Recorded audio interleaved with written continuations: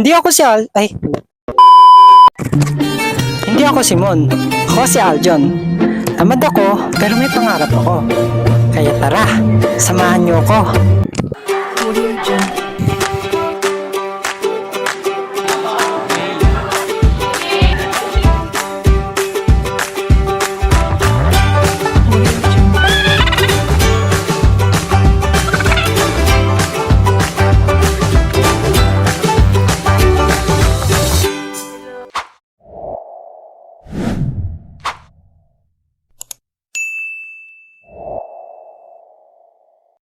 Ayun na nga, dahil maaga ako nagising, maaga din ako dumating sa klase.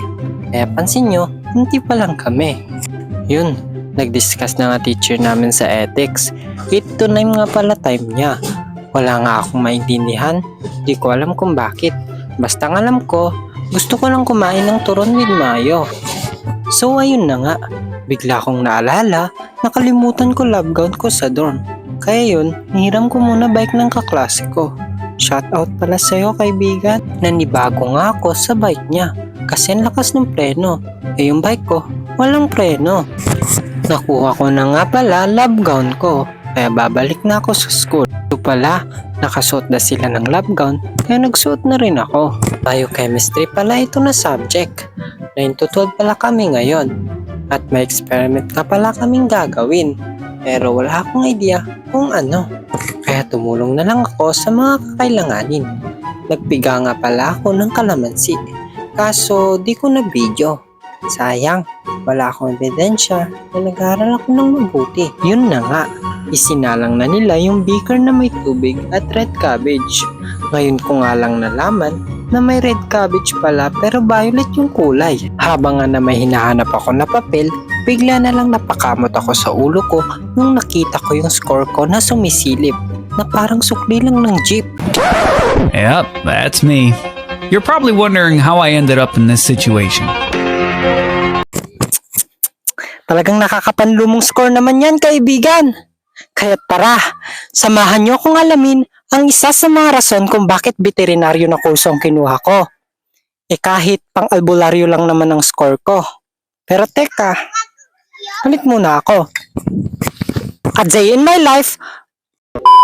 Bagong kaalaman, bagong matututunan. Yan ang ihahatid ng inyong kuya ng bayan. Sa a day in my life, nung hindi pa ako veterinary student, sa bahay edition. Kaya tara, samahan niyo ko. Eh kayo, dali. Samahan niyo ko, tara. Tara.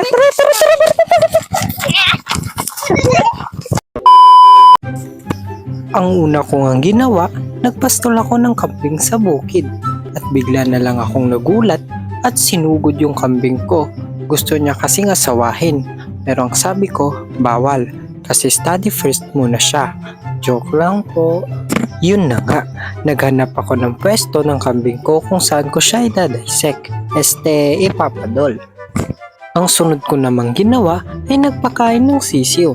Ang bilis nga nilang lumaki. Parang kailan lang itlog pa sila napigil akong iprito. Kahit puti na lang, napigilan ko. Dahil paglaki nila, may titinola na ako.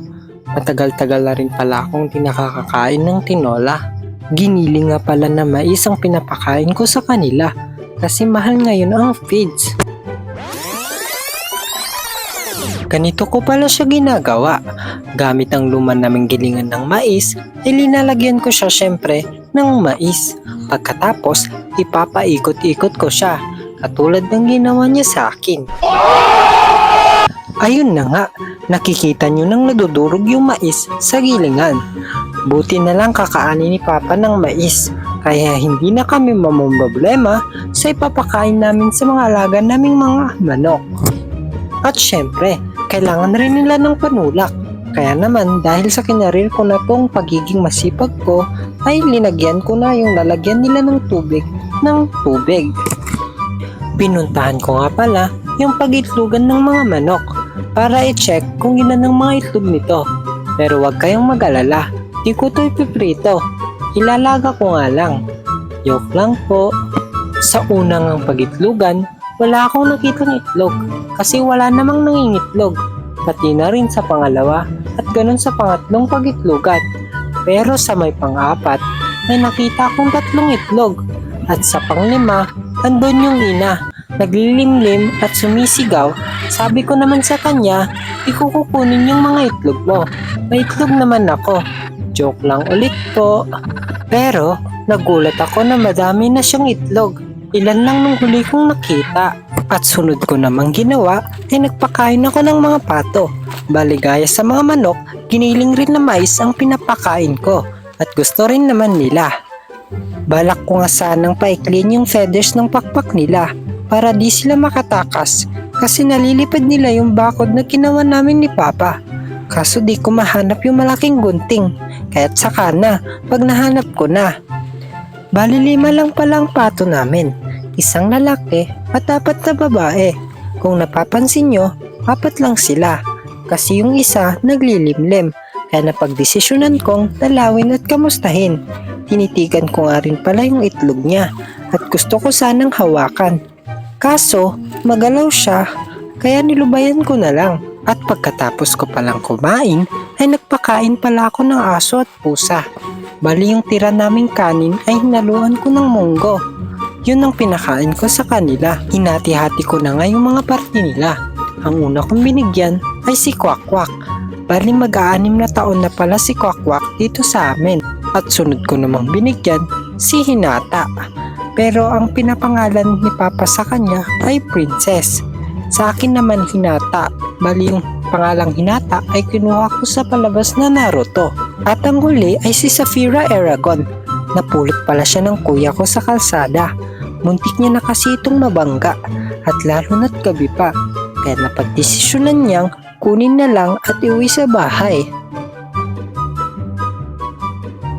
Makalipas ng ilang oras, tinawag ko yung aso ko kasi namimiss ko. Namimiss kong paliguan. Kaya ganito yung reaksyon niya kasi alam niyang papaliguan ko siya. Nuhat ko na pala si Kwak-Kwak at sinimulan ko ng paliguan. Bali nakataples pala ako dyan para pagkatapos ko silang paliguan ay papaliguan ko na rin ang sarili ko. Baka akala nyo dishwashing liquid ang ginagamit ko sa pagligo nila. Bali Madrid Cacao Shampoo pala yan na binili ko sa Shopee at isinalin ko lang siya sa plastic bottle ng soft drinks para tipid. At habang tatawagin ko nga yung isa kong aso na si Hinata, nakita ko si Saphira na naglalaro mag-isa. Papaliguan ko nga sana siya, kaso pusa pala siya. Kaya naman linaro-laro ko na lang. Ayun o, para na nga akong baliw dyan. At least sa pusa, hindi sa kanya. Joke lang po. Kung ang pinaliguan, si Hinata. Malikot tong paliguan kaya hawak na hawak ako sa collar niya. Kaya ang hirap pa niya pigilan kasi ang laki niya. Maliligo na sana ako, kaso naka-jogging pants pala ako. Kaya dito, nagtatapos na ang vlog ko. Hanggang sa muli mga kaibigan. Bye-bye! Ito po si Aljun T. Casiano na nagsasabing mahirap maging mahirap pero mas mahirap ang taong walang pangarap. Maraming salamat po.